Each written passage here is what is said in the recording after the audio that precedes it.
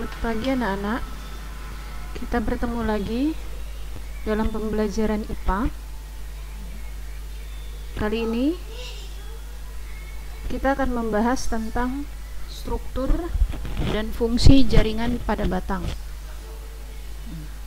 Sebelumnya kita sudah membahas fungsi jaringan pada akar, maka kali ini kita lanjutkan pada batang. Ini sedikit saya mengingatkan apa fungsi batang. Di pertemuan sebelumnya tentang struktur batang sudah pernah kita bahas. Sekedar mengingatkan fungsi batang, salah satunya adalah menyokong bagian-bagian tumbuhan yang berada di atas tanah, kemudian bisa sebagai jalan pengangkutan air dan mineral dari akar menuju daun.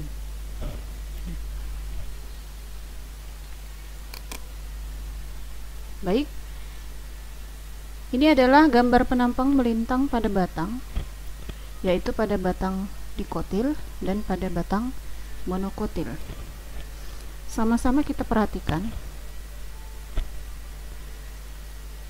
bagian terluar batang yang masih muda, ya, itu tersusun atas jaringan epidermis.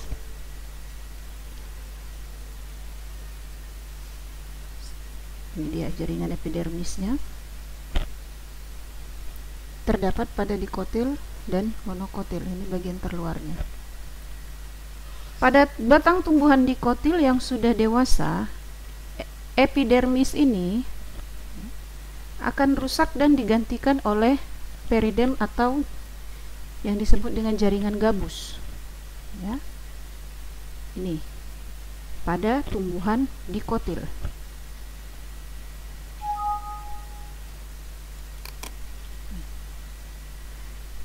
Kemudian pada bagian yang lebih dalam dari epidermis itu terdapat korteks.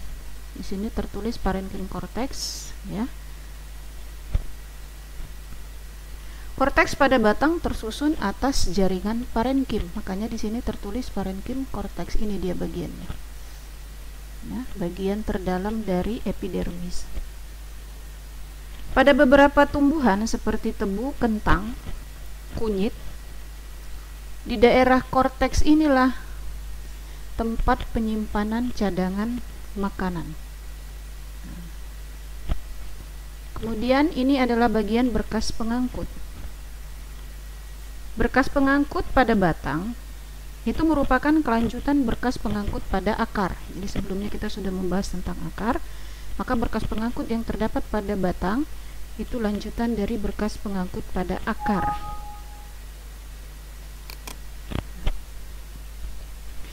Melalui berkas pengangkut inilah air dan mineral diserap, ya, ini ya, melalui ini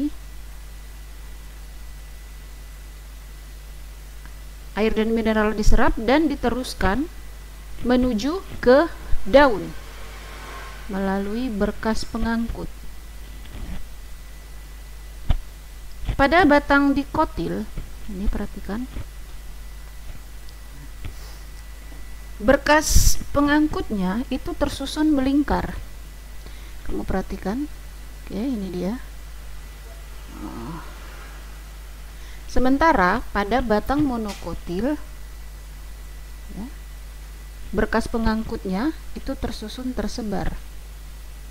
Nih, lihat, menyebar dia.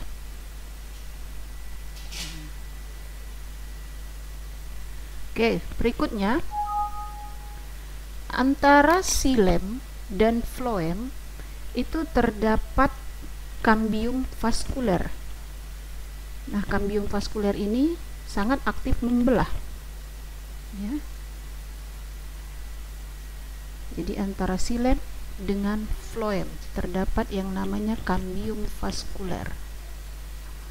Oke.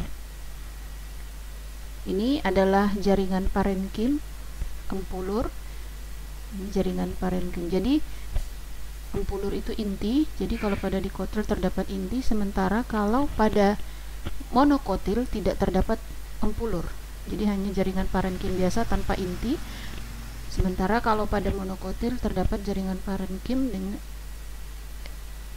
pada monokotil tidak terdapat empulur atau inti, sementara pada dikotil terdapat empulur atau inti pada jaringan parenkimnya.